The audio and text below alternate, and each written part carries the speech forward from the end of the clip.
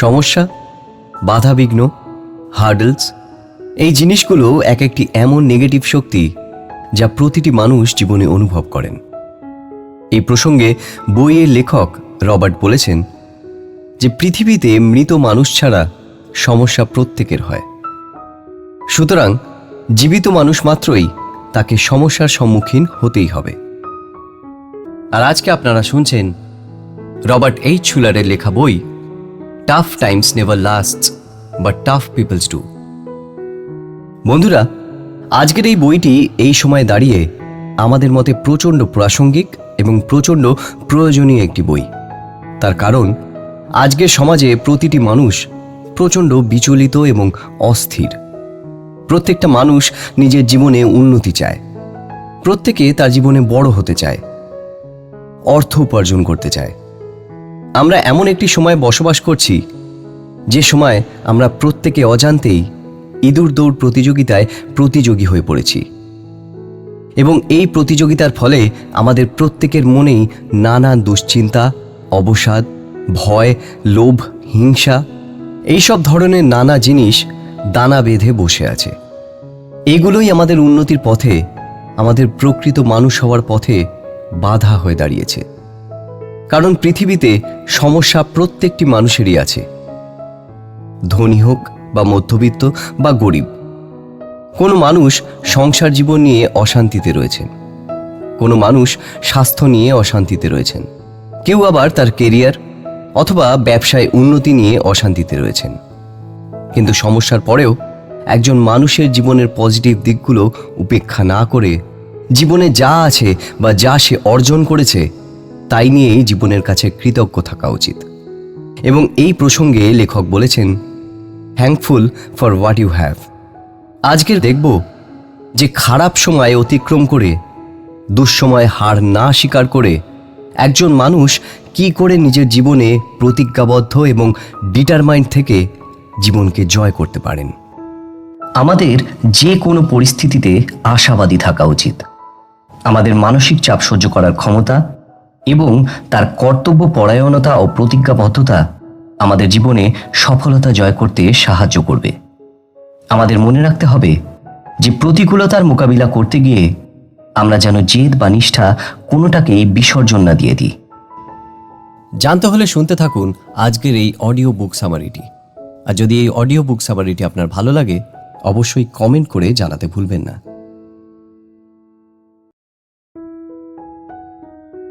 প্রথম শিক্ষা।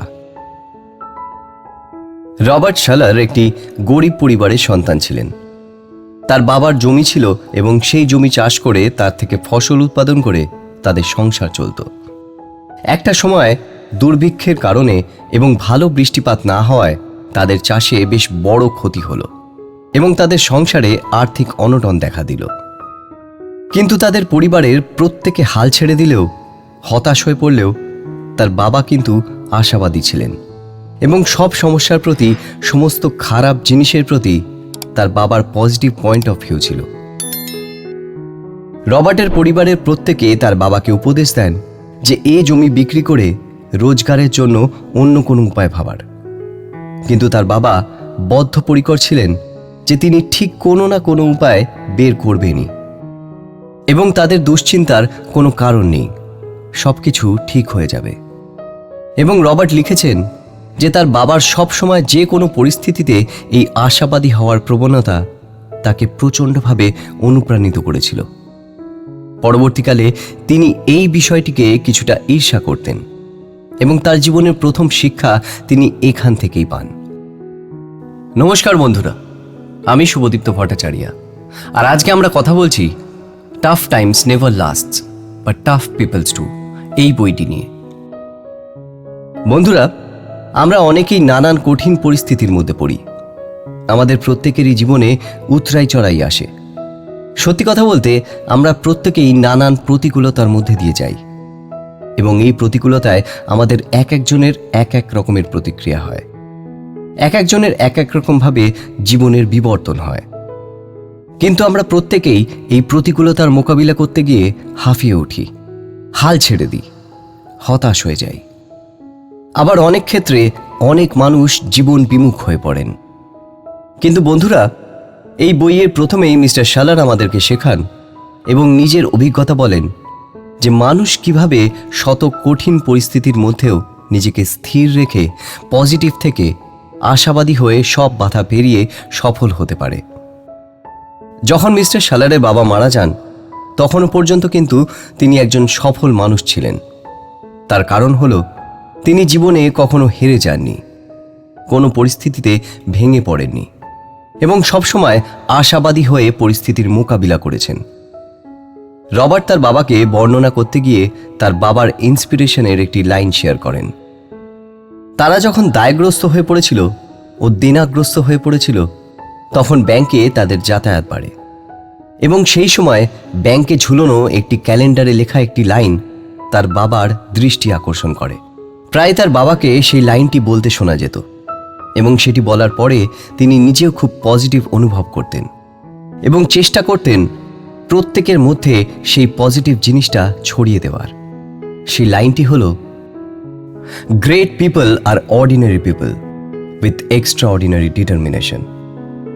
বন্ধুরা, এই লাইনটা তোমরা অনুভব করলে দেখবে একটা প্রচণ্ড পজিটিভিটি, প্রচণ্ড ভালো লাগা ও নতুন আশা তোমরা অনুভব করতে পারবে। সত্যি এই কথাটা কিন্তু প্রকৃতপক্ষে ন্যায্য এবং সঠিক। আজকে আমরা যাদের মহান মানুষ বলি বা যারা আমাদের আইডল বিজনেসম্যান, শিল্পপতি, বিজ্ঞানী, ডাক্তার, ইঞ্জিনিয়ার, এরা প্রত্যেকটা মানুষ কিন্তু খুব সাধারণ মানুষ, যাদের মধ্যে অসাধারণ অদম্য বা জেদ আমরা লক্ষ্য করি তাদের স্বপ্নকে হাসিল করার এবং কার্যসিদ্ধি করার।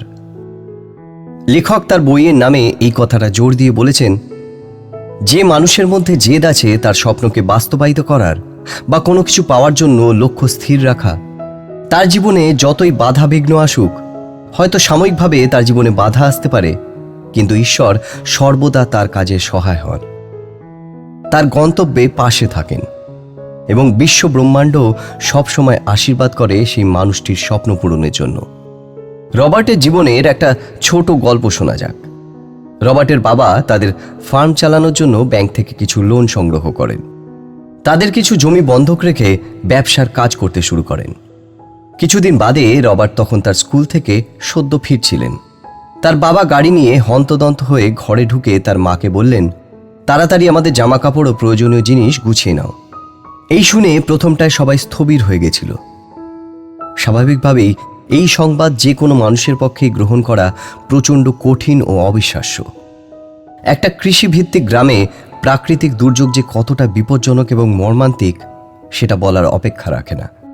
বিগত কয়েক বছরে আমরা ভারতীয়রা বেশ কিছু প্রাকৃতিক দুর্যোগের ফলে সাক্ষী হয়েছি, যার ফলে আমাদের জীবনযাত্রা, বিশেষত কৃষিভিত্তিক অঞ্চলগুলিতে যে বিপুলভাবে ক্ষতিগ্রস্ত হয়েছিল তা আজও আমাদের কাছে দুঃস্বপ্নের মতো।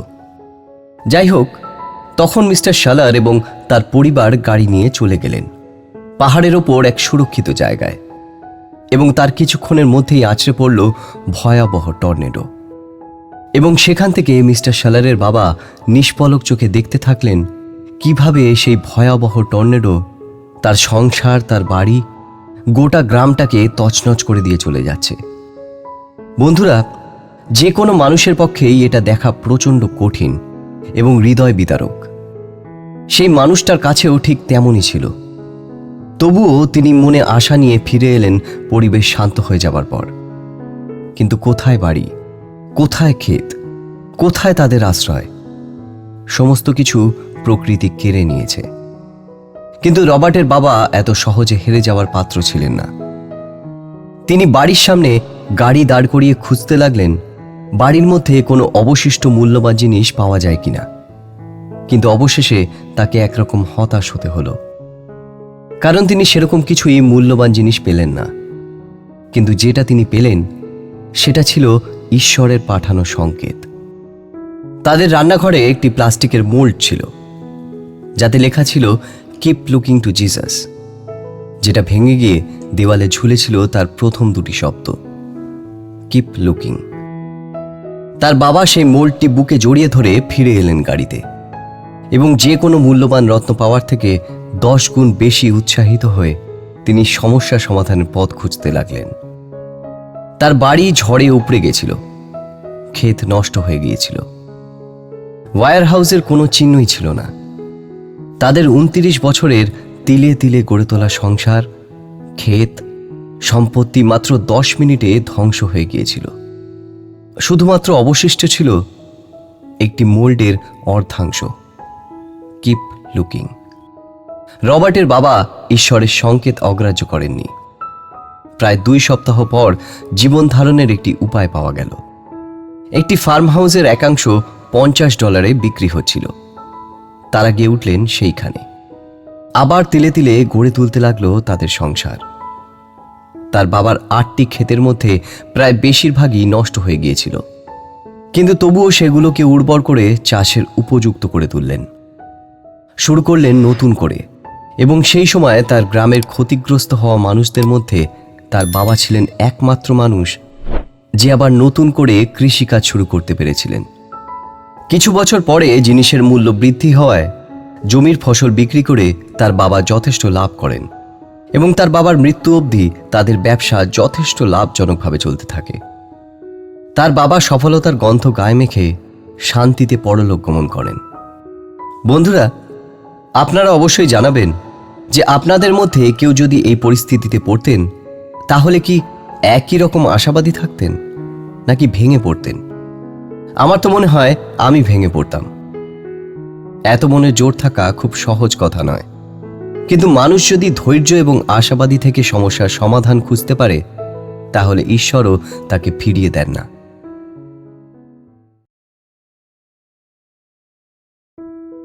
আপনি কি জীবিত? আমি ধরে নিতে পারি আপনাদের প্রত্যেকের জীবনেই কিছু না কিছু সমস্যা আছে। আমাদের এক একজনের এক এক রকম দৃষ্টিভঙ্গি দিয়ে হয়তো অন্যের সমস্যাটাকে ছোট বা বড় বলে দিই। আসলে সমস্যা প্রত্যেকেরই আছে। নমস্কার বন্ধুরা, আমি শুভদীপ্ত ভট্টাচার্য, আর আজকে আমরা কথা বলছি tough times never lasts but tough peoples do এই বইটি নিয়ে। আপনাদের মধ্যে অনেকেই আছে যারা এখনো আনএমপ্লয়েড, এবং আপনারা হয়তো ভাবছেন যে একটি চাকরি পাওয়া মানেই জীবনের সব থেকে বড় সাফল্য। আসলে ব্যাপারটা এমন নয়। তোমরা যদি তোমাদের বন্ধু বা বাচ্চাদের দেখো, বা যারা চাকরি করছে, তুমি যদি তাদের সঙ্গে কথা বলো, তাহলে দেখতে পাবে যে তাদের জীবনেও কিন্তু সমস্যার অভাব নেই। কোনো না কোনো সমস্যা বা অসুবিধা তাদের জীবনেও আছে। প্রত্যেকের জীবনেই থাকে। শিশু থেকে বৃদ্ধ, প্রত্যেকটা মানুষই কিছু না কিছু জিনিস নিয়ে স্ট্রাগল করছে। ছোটবেলায় আমাদের অনেকেই, অর্থাৎ যারা ওই পরীক্ষার 1 মাস আগে থেকে কোমরে গামছা বেঁধে নেমে পড়তাম গোটা সিলেবাসটা কমপ্লিট করতে, তাদের কাছে সেই সময় জীবনের সবচেয়ে বড় স্ট্রাগল ছিল মোটামুটিভাবে পাশ করে যাওয়া। এখন হয়তো ভাবলে মনে হবে যে সেগুলো তো নিতান্তই ছোট ব্যাপার, কিন্তু আমরা যদি সেই সময় পিছিয়ে গিয়ে নিজেদেরকে আবার ছাত্রাবস্থায় দাঁড় করাই, তাহলে অনুভব করব সেই সময় আমাদের কাছে সেই বিষয়টাই ছিল পর্বত পার করার মতন কঠিন। এই বইটাতে রবার্ট নানান সফল মানুষের অসাধারণ অভিজ্ঞতা দিয়েছেন, এবং এর মাধ্যমে তিনি এটাই প্রমাণ করতে চেয়েছেন যে আমরা যদি কোনো কিছু করব বলে মনস্থির করে ফেলি, তাহলে আমাদের সে বিষয়ে জয় অবশ্যম্ভাবী। রবার্ট বলেন ক্যারলের কথা। বছর 13-র একটি মেয়ে, যার ফুটবল খেলতে খুব ভালো লাগত, কিন্তু অ্যাক্সিডেন্টে তার একটি পা বাদ চলে যায়। তার শরীর সম্পূর্ণভাবে ক্ষতিগ্রস্ত হলেও, তার হাড় মাংসপেশি প্রচণ্ডভাবে আঘাতপ্রাপ্ত হলেও, সেই ছোট মেয়েটির উৎসাহ এবং মনোবল ছিল দুর্ভেদ্য এবং অতুলনীয়। মেয়েটি বলেছিল যে তার স্কুলের ফুটবল টুর্নামেন্টে সে বছর সে নাম দেবে। অবাক করা মনোবল দেখে তার মা এবং তার বাবা প্রচণ্ড অবাক হয়ে যান, কিন্তু ক্যারলের মনোবলের কাছে তাদেরকে হার স্বীকার করতে হয়। ক্যারল প্রস্থেটিক লেগ পরে নিজেকে ট্রেন করে সেই বছর ফুটবল টুর্নামেন্টে তাদের দলকে জেতায়। শুধু তাই নয়, সে দলের সেরা খেলোয়াড় হিসেবে স্বীকৃতিও পেয়েছিল।